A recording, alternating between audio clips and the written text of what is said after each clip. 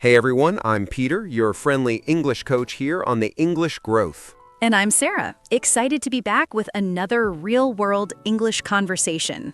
Today's topic sounds professional, but it's actually something we all face, not just in offices, but in everyday life. Exactly. We're talking about negotiating a deal, that balance between confidence, politeness, and strategy. And negotiation happens everywhere. When you rent an apartment, buy something online, or even discuss where to go for dinner with friends. Oh, yes. I remember once when I tried to buy a coffee machine, the seller said, "It's on discount, only $300. I smiled and said, that's a bit high for my budget." And he replied, "Then maybe instant coffee is better for you." That's brutal. But see, that's negotiation, even if you didn't win that round. Right, and that's what we'll talk about today. How to negotiate politely, clearly, and confidently in English. Because if you say, okay, sure, every time, you might end up like I did last week. What happened? I was renewing my phone plan. The salesperson offered a premium package, and I said yes immediately, no questions. Later, I realized I was paying for 10 gigabytes of data I never use. That's classic mistake. You didn't negotiate at all. Not even close. I was too polite, too worried about sounding rude. And that's what many English learners experience. They understand grammar, but when it's time to talk about money, prices, or deadlines, they freeze. Yes, because negotiation isn't just about language. It's about confidence and tone. You need to sound firm but friendly, clear but respectful. Exactly. And we'll help you master that balance today. In this episode, we'll teach you how to use key phrases like, "Let's find a middle ground." That's a bit higher than we expected. Could we revisit the numbers? I think there's room for flexibility. You'll hear them first in a natural business dialogue between a client and a consultant. Then we'll break them down, explain the cultural side, and help you practice them naturally. Because this isn't just about listening, it's about speaking with us. Right. You'll shadow our voices, repeat the phrases, and feel how native speakers handle professional talks. But let's be honest, Peter, negotiation can be scary. Oh, absolutely. There's pressure, numbers, and the fear of rejection. Many people think, if I ask for too much, they'll say no. Or they use translations from their native language, and it sounds too strong or too weak in English. True.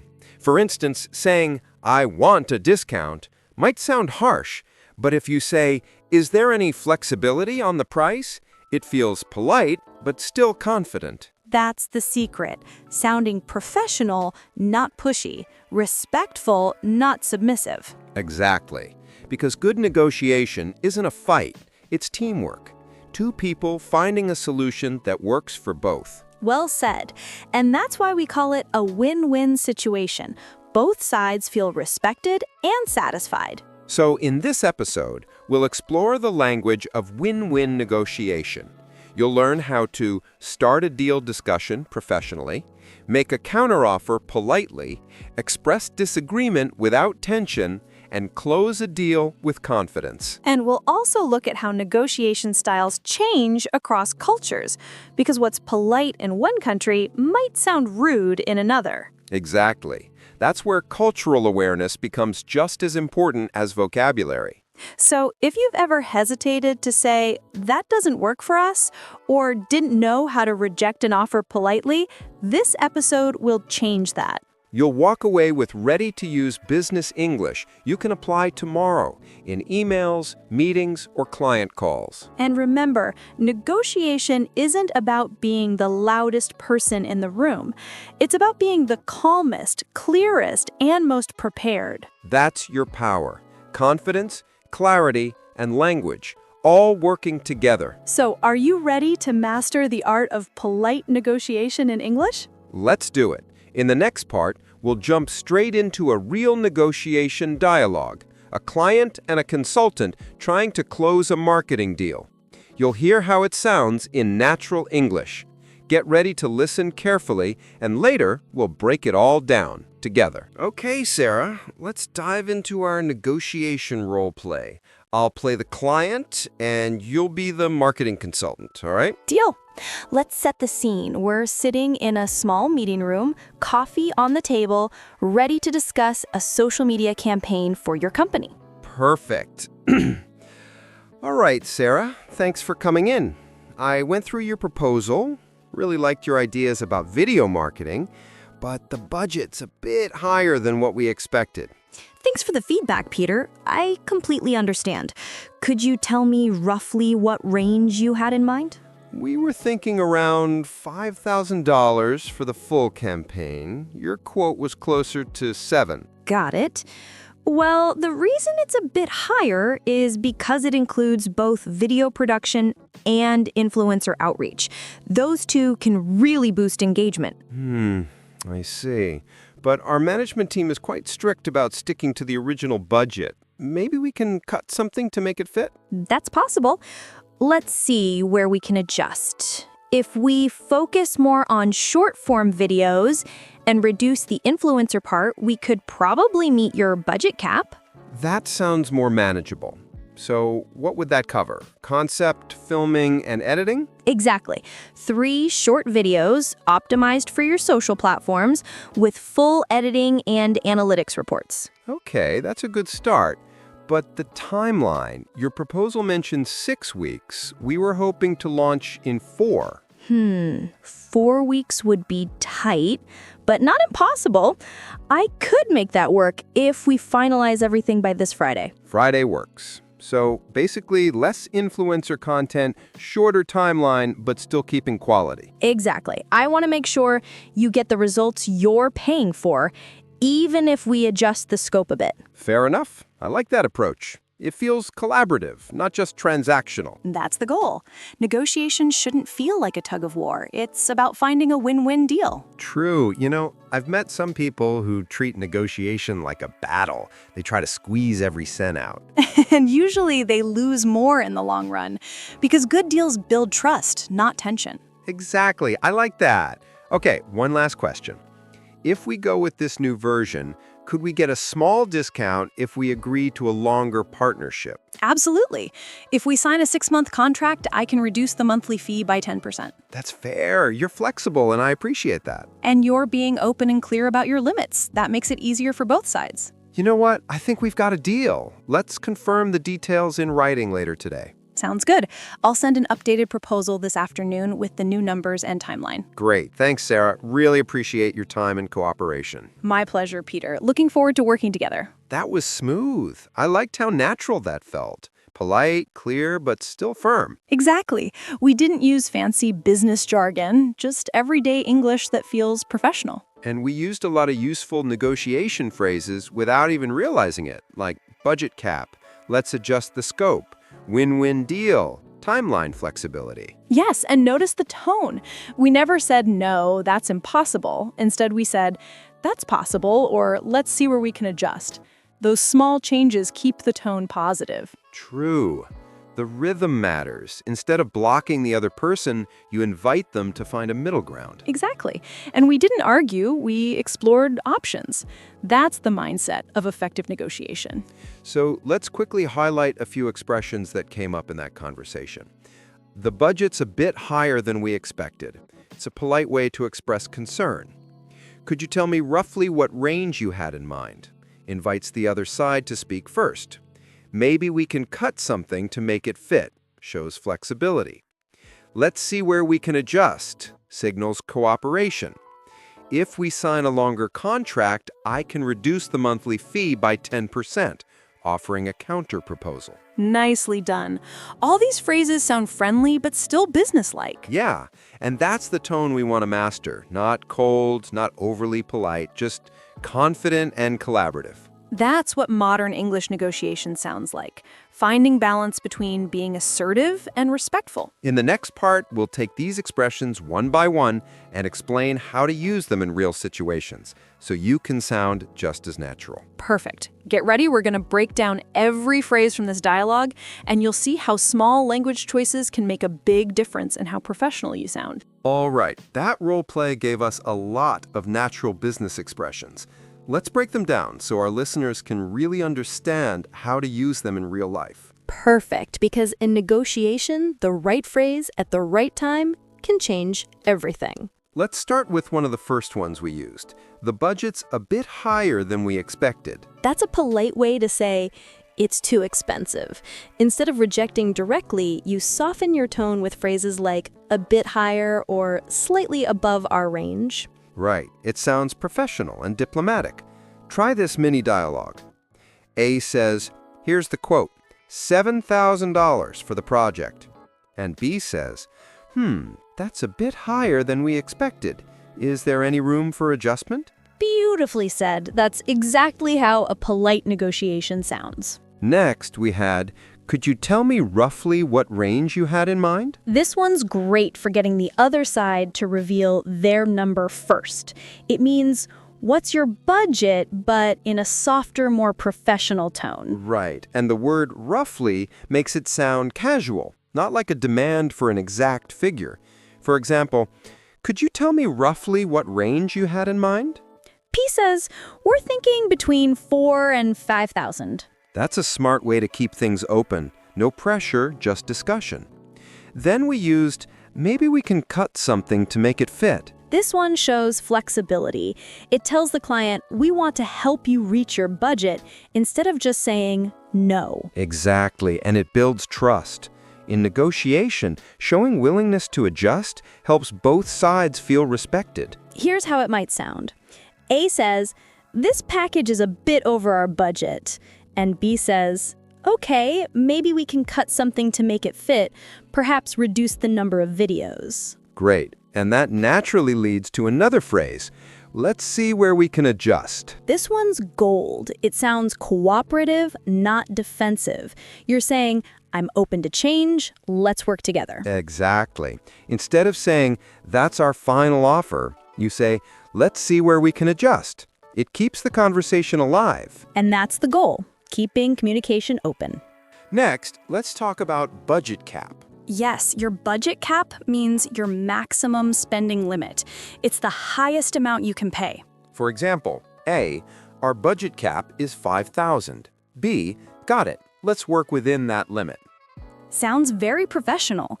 Much better than saying, we can't pay more. Absolutely. Now, another useful one was win-win deal. Oh yes, this one's common in business English. A win-win deal means both sides benefit. It's fair and satisfying for everyone. Right. You can say, let's find a win-win solution, or this agreement is a win-win for both of us. It gives a positive tone, like you're partners, not competitors. Next phrase, scope. We said, let's adjust the scope. Scope means the range or size of work, what's included in the deal. Exactly. So if you adjust the scope, you're changing what's included, maybe reducing deliverables or hours to match the budget. Mini example. A, we can reduce the scope to 3 videos instead of 5. B, that works perfectly. Good one. Now, another key phrase, counteroffer. That's what you make when you don't accept the first offer, but you suggest new terms instead. For instance, A, we can't do 6,000, but how about 5,000 with an extended timeline? B, that's a reasonable counteroffer. Exactly. And notice the polite tone. You're not rejecting, you're proposing. Right.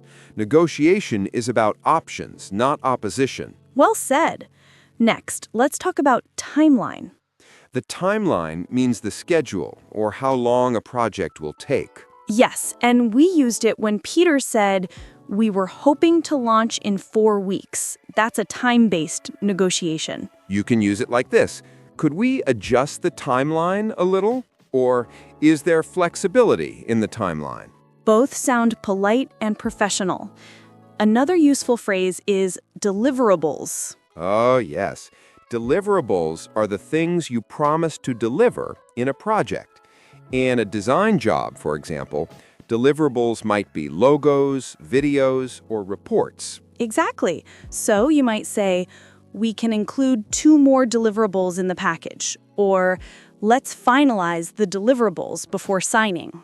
It's one of those essential business words that shows you're detail-oriented.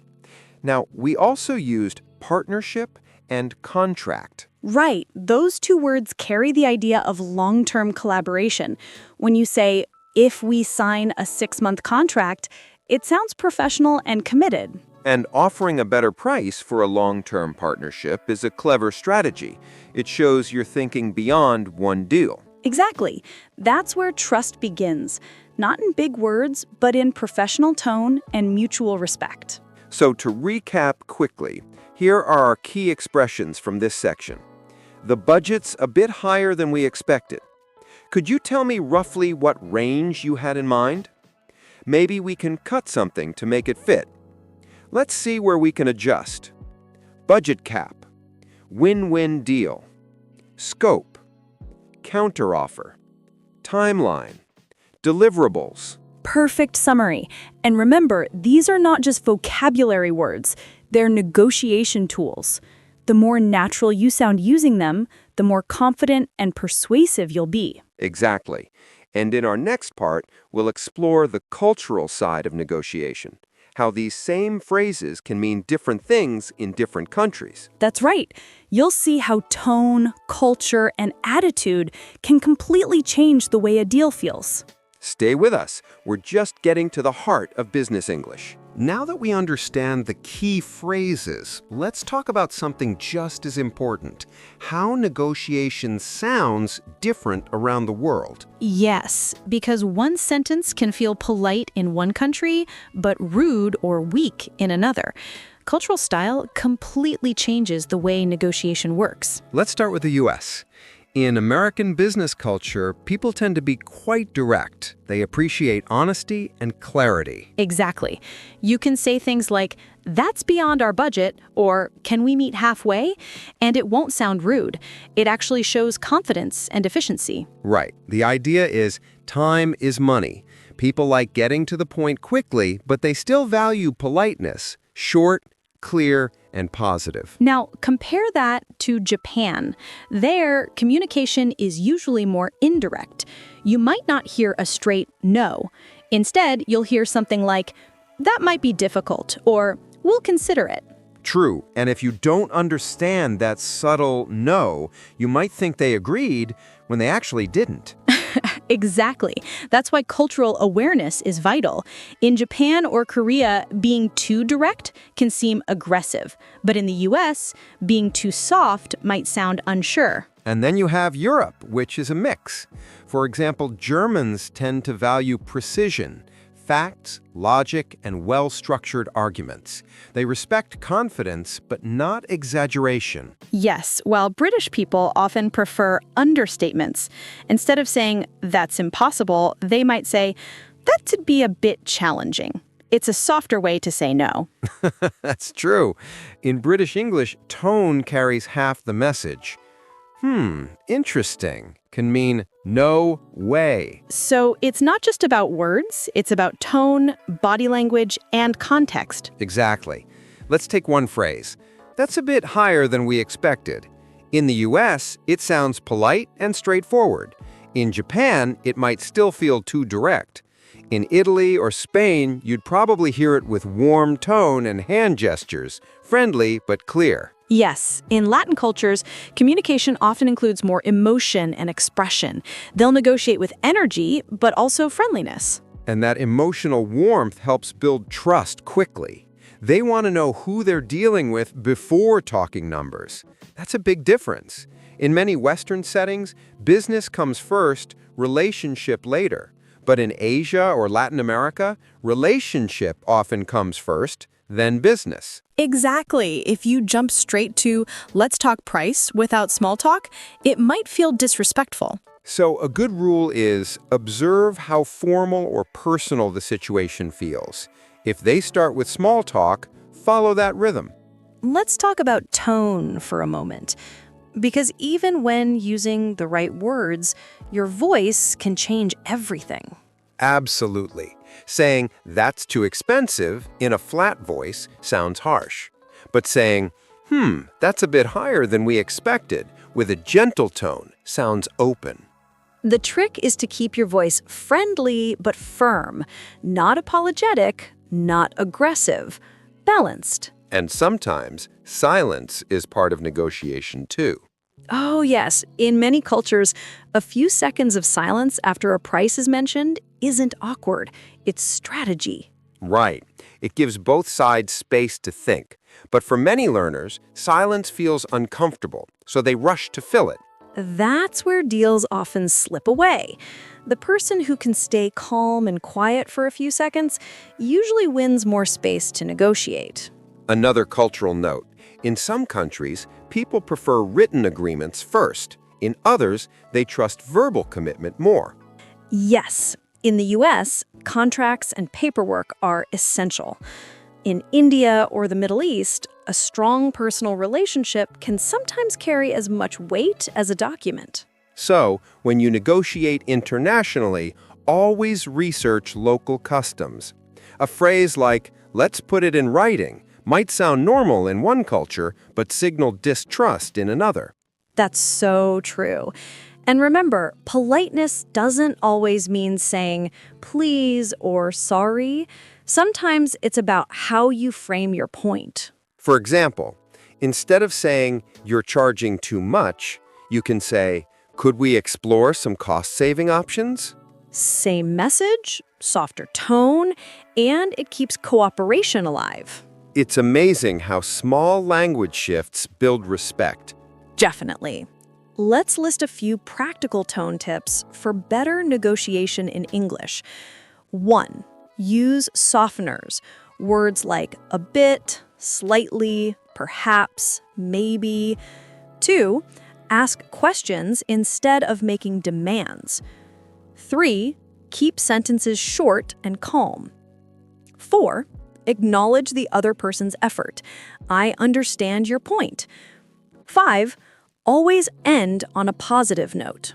Those 5 tips are simple but powerful, and they apply whether you're talking to a client, boss, or even a friend. Because negotiation isn't only about business, it's about communication. The goal isn't to win, it's to agree. Well said. That's the mindset shift English learners need. Stop thinking of negotiation as confrontation. Think of it as collaboration. Perfectly put.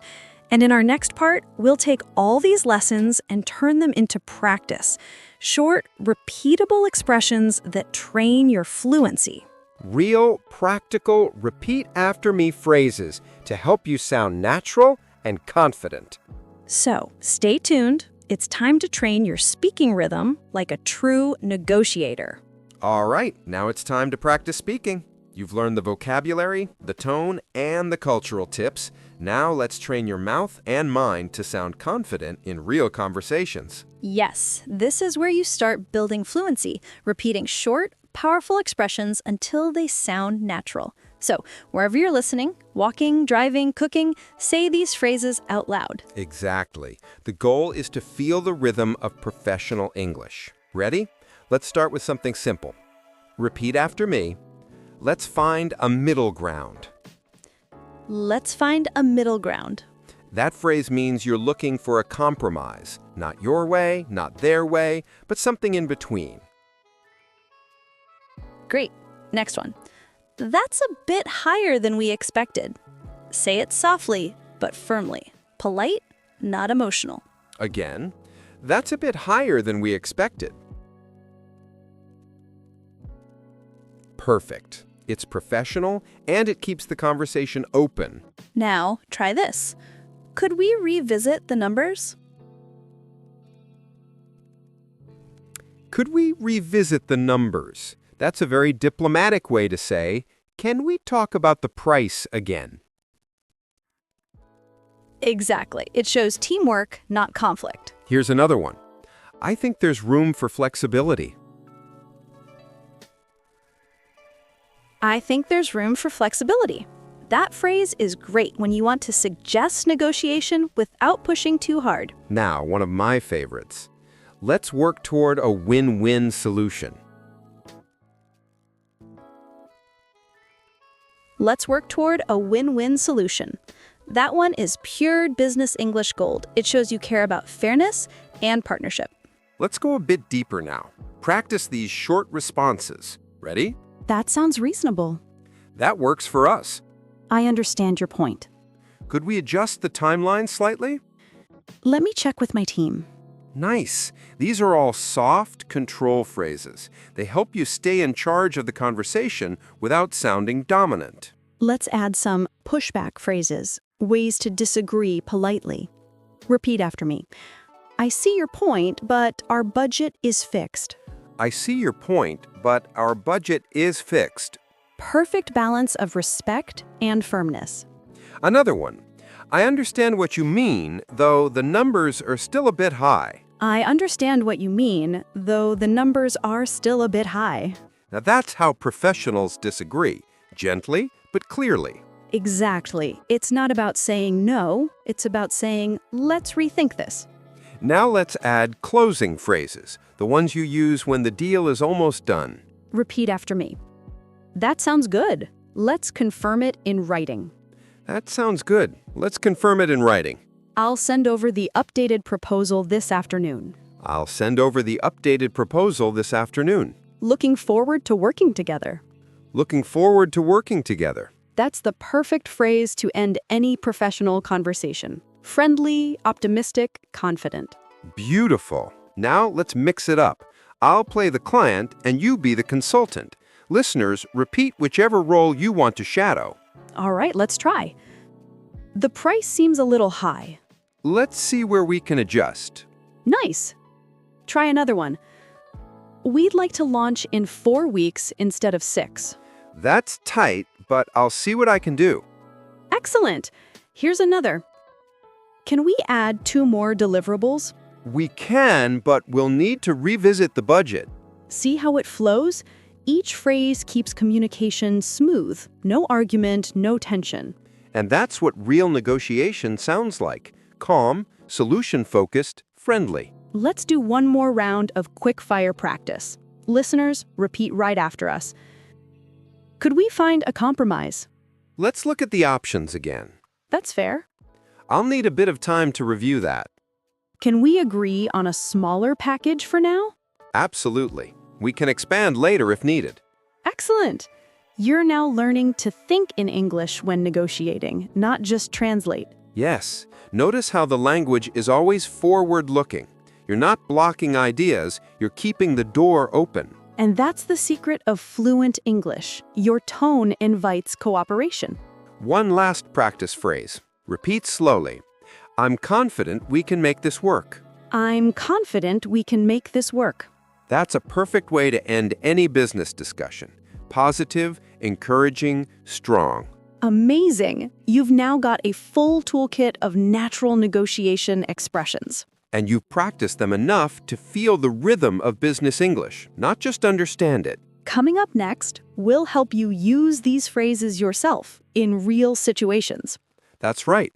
We'll guide you through real-world speaking prompts where you respond naturally, as if you're in a meeting or call. So get ready to speak up. It's your turn to negotiate. Before we move into the final part of today's episode, I've invited 2 of my good friends to join us. Yes, they both have real negotiation experience, not just theory. You'll love hearing their stories. Meet Jason, a young entrepreneur running his own tech startup, and Emma, a talented freelance designer who negotiates with clients almost every week. They'll take over this next part, sharing their personal stories and the lessons they learned about staying calm, polite, and confident during real business deals. So sit back, listen closely, and imagine you're learning from 2 real professionals in action. Here's Jason and Emma. Hey everyone, I'm Jason. I run a small tech startup, and I've learned the hard way that negotiation isn't just about numbers, it's about confidence and communication. And I'm Emma. I work as a freelance graphic designer. Negotiation used to scare me, but now it's just part of my daily workflow. Once you understand tone and timing, it becomes natural. Totally. My first negotiation went terribly wrong. I had a big client ready to sign, and when they said, your quote is a bit high, I panicked. I immediately said, okay, I can lower it. Oh, I've done that. The classic beginner mistake. We think saying yes keeps the client happy, but it often makes us look unsure about our own value. Exactly. They ended up paying less and expecting even more work. I realized that saying yes too quickly can actually hurt a deal. Right. The key is to stay calm and give space. When someone says, that's expensive, I smile and reply, I understand. Let's see how we can make this work for both sides. That's smooth. It turns the conversation from confrontation to cooperation. Exactly. Negotiation isn't a battle, it's teamwork. You're both trying to reach a fair middle point. I learned that from experience too. These days, when investors ask for a discount, I say, I appreciate that. Let's explore what value we can add instead of lowering price. It changes the whole tone. That's a great phrase. Explore what value we can add. It sounds flexible, but still confident. Yes. I also learned to avoid over-explaining. In English business, short, clear sentences sound stronger. Instead of saying, I'm really sorry, but I don't think we can do that because of our costs, I just say, that might be difficult with our current resources. Perfect example. The shorter your sentence, the clearer your confidence. And tone matters. Not too fast, not defensive, just calm. I once read that in English, your tone carries 60% of your message. So even if your words are right, nervous tone can ruin it. Absolutely. I've noticed that when I smile while speaking, my tone softens automatically. It makes clients more comfortable even during tough conversations. True, and silence is also powerful. I used to fill every pause with talking. Now, if someone says, that's too high, I just stay quiet for a few seconds. Love it. Yes, that silence makes people think. Sometimes they even adjust their own offer before you say anything. Exactly. The one who stays calm usually wins the space to think. For me, negotiation became easier once I stopped fearing no. Sometimes a no just means not right now. I like that. In my world, a polite rejection often leads to a better deal later. Same here. When I decline a project, I always end with something positive, like, let's stay in touch, or I'd love to collaborate in the future. It leaves the door open. That's smart. It shows maturity. You're not desperate. You're professional. One more thing. I always prepare a few polite phrases before every negotiation. Things like, could we revisit the numbers? Or, I think there's room for flexibility. Having them ready helps me stay calm. I do that too. I even practice in front of a mirror sometimes. Not just the words, but the body language. It reminds me to smile and keep my shoulders relaxed. That's a great tip for everyone listening. Negotiation starts in your mindset, not your mouth. If you believe your work has value, your voice naturally sounds stronger. Totally. I'd say my biggest lesson is don't rush. Don't panic. Don't apologize for knowing your worth. And mine would be kind, be calm, but be clear. Clarity and kindness are your best tools in English negotiation. Well said. So to everyone listening, next time you negotiate, remember, silence is not weakness. Politeness is not surrender. And confidence doesn't need volume. Exactly. You don't need to be loud, just prepared. Thanks for listening to our little chat. Hope our stories help you feel braver the next time someone says, let's talk price. You've got this. With practice, you won't just speak English, you'll own your conversations. That was a fantastic conversation from Jason and Emma. Real experiences, real lessons. Let's take a few minutes now to lock in everything you've learned today. Yes, this is your quick review. You'll hear key phrases, repeat them, and remind yourself what they mean. Keep your voice active. Speak with us out loud. Let's start with the most common negotiation phrases. Repeat after me. Let's find a middle ground. Again, let's find a middle ground. It means both sides make small changes to reach an agreement. Next one. That's a bit higher than we expected. That's a polite way to say, the price is too high. You're showing honesty, but keeping respect. Repeat. That's a bit higher than we expected. Perfect. Now say, could we revisit the numbers? That means, can we talk about the price again? It sounds flexible, not demanding. Excellent. Now another key phrase. I think there's room for flexibility. That one means there's space to negotiate, maybe adjust price, deadline, or terms. Repeat it now. I think there's room for flexibility. Let's recap a few useful business words. Say, budget cap. Budget cap means your maximum spending limit, the top number you can offer. Next, counteroffer. That's when you don't fully accept the first offer, but suggest new terms instead. Example, we can't do 6,000, but 5,000 with a longer timeline would work. That's a counteroffer. Great. Now repeat, let's adjust the scope. Scope means what's included in a project, the total work or service. Adjusting the scope helps balance price and expectations. Let's continue. Deliverables. Deliverables are the things you promise to produce. Designs, reports, videos, documents. Repeat, deliverables. Excellent. Now let's remember our tone words: polite, professional, confident. Here are quick response examples to help you sound smooth. That sounds reasonable. Let's see where we can adjust. I understand your point.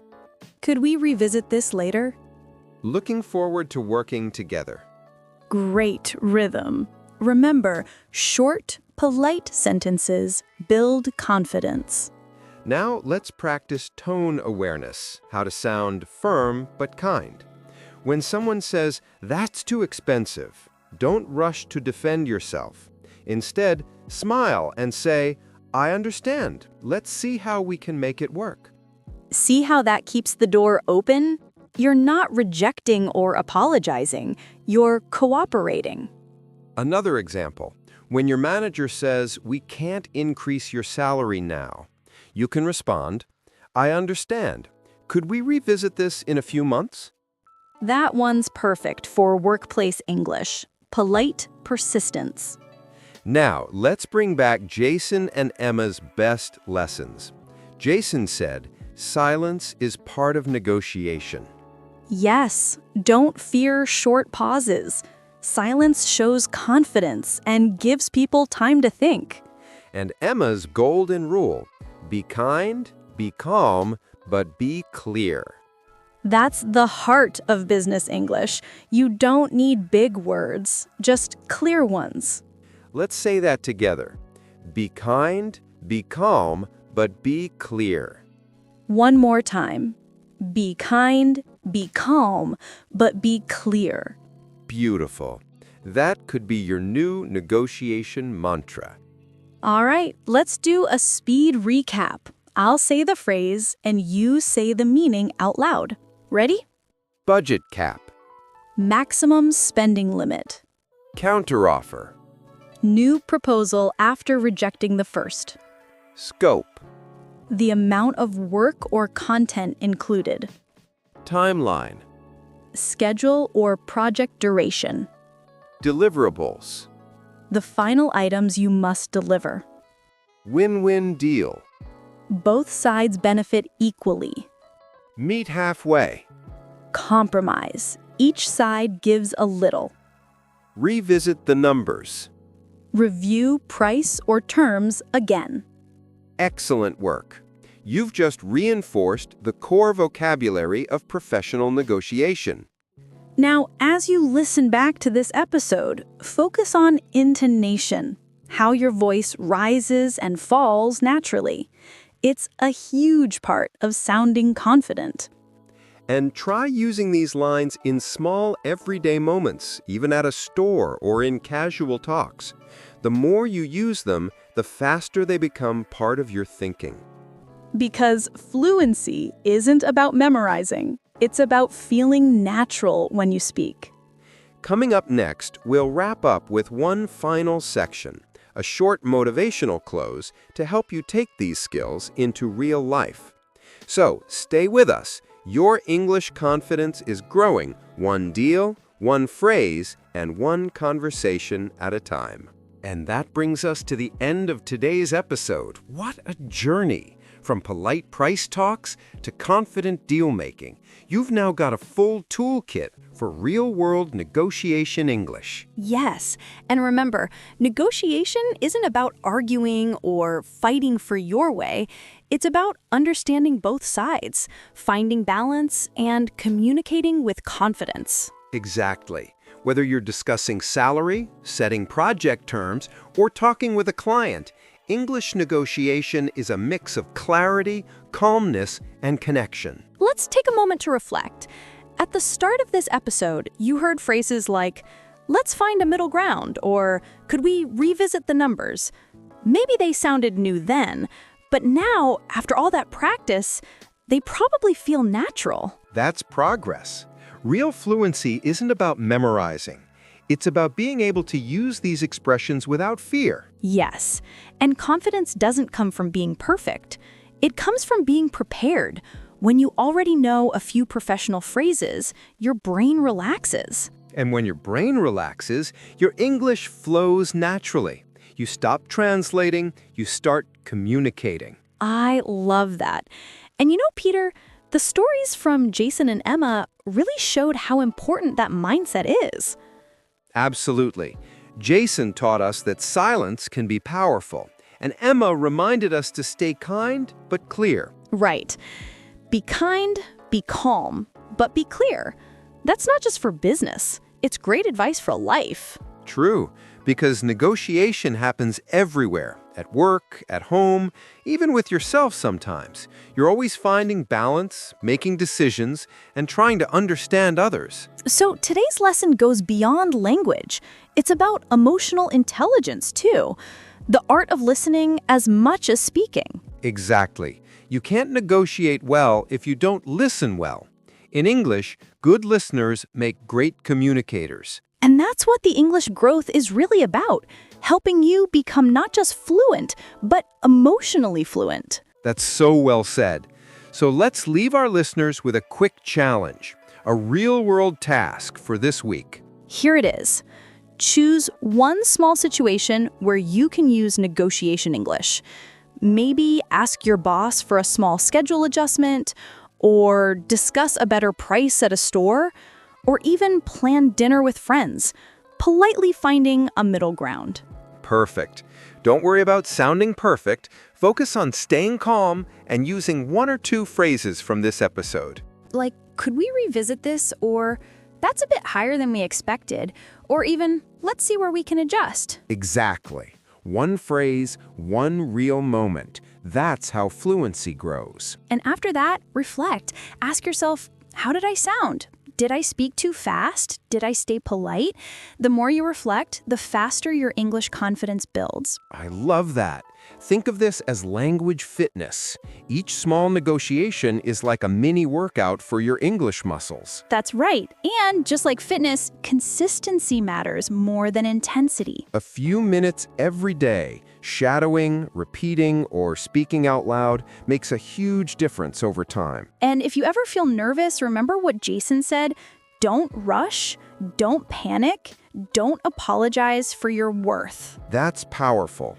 You deserve to speak with confidence. Your English is not just a skill, it's your voice in the global world. And the more you practice these real-life scenarios, the more natural you'll sound. So true, and you don't have to do it alone. Every episode here is designed to help you grow your English through real conversations. One episode at a time, one phrase at a time, one confident moment at a time. So let's close on a positive note. Repeat this after us. I can speak with clarity. I can negotiate with confidence. I can grow my English every day. One more time. I can speak with clarity. I can negotiate with confidence. I can grow my English every day. That's the spirit. You've just completed an entire 8-part journey on negotiating a deal. From vocabulary to tone, from practice to mindset. We're so proud of you for staying till the end. And remember, every time you speak English with confidence, you're not just learning a language, you're opening doors. Absolutely. So keep practicing, keep listening, and keep using these phrases in your daily life. This is Sarah. And I'm Peter. And together, we help you grow your English One real conversation at a time. And that brings us to the end of today's episode. What a journey! From polite price talks to confident deal-making, you've now got a full toolkit for real-world negotiation English. Yes, and remember, negotiation isn't about arguing or fighting for your way. It's about understanding both sides, finding balance, and communicating with confidence. Exactly. Whether you're discussing salary, setting project terms, or talking with a client, English negotiation is a mix of clarity, calmness, and connection. Let's take a moment to reflect. At the start of this episode, you heard phrases like, let's find a middle ground, or could we revisit the numbers? Maybe they sounded new then, but now, after all that practice, they probably feel natural. That's progress. Real fluency isn't about memorizing, it's about being able to use these expressions without fear. Yes, and confidence doesn't come from being perfect. It comes from being prepared. When you already know a few professional phrases, your brain relaxes. And when your brain relaxes, your English flows naturally. You stop translating, you start communicating. I love that. And you know, Peter, the stories from Jason and Emma really showed how important that mindset is. Absolutely. Jason taught us that silence can be powerful, and Emma reminded us to stay kind but clear. Right. Be kind, be calm, but be clear. That's not just for business, it's great advice for life. True, because negotiation happens everywhere, at work, at home, even with yourself sometimes. You're always finding balance, making decisions, and trying to understand others. So today's lesson goes beyond language. It's about emotional intelligence too, the art of listening as much as speaking. Exactly. You can't negotiate well if you don't listen well. In English, good listeners make great communicators. And that's what the English growth is really about, helping you become not just fluent, but emotionally fluent. That is so well said. So let's leave our listeners with a quick challenge, a real-world task for this week. Here it is. Choose one small situation where you can use negotiation English. Maybe ask your boss for a small schedule adjustment, or discuss a better price at a store, or even plan dinner with friends, politely finding a middle ground. Perfect. Don't worry about sounding perfect. Focus on staying calm and using 1 or 2 phrases from this episode. Like, could we revisit this? Or, that's a bit higher than we expected. Or even, let's see where we can adjust. Exactly.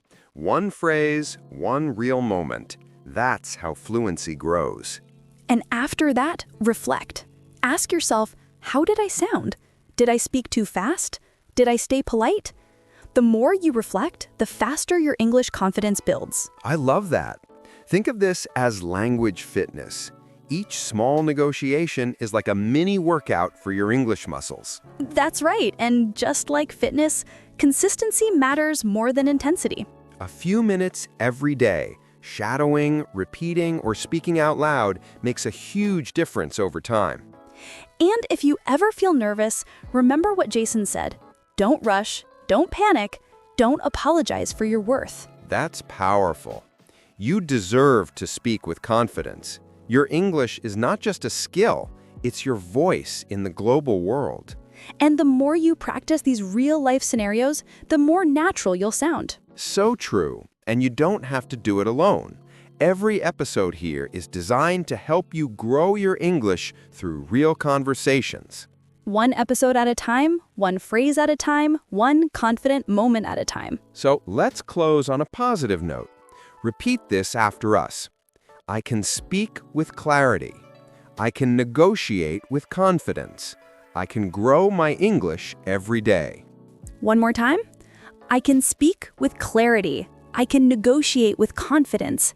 I can grow my English every day. That's the spirit. You've just completed an entire 8-part journey on negotiating a deal, from vocabulary to tone, from practice to mindset. We're so proud of you for staying till the end. And remember, every time you speak English with confidence, you're not just learning a language, you're opening doors. Absolutely. So keep practicing, keep listening, and keep using these phrases in your daily life. This is Sarah. And I'm Peter. And together, we help you grow your English One real conversation at a time.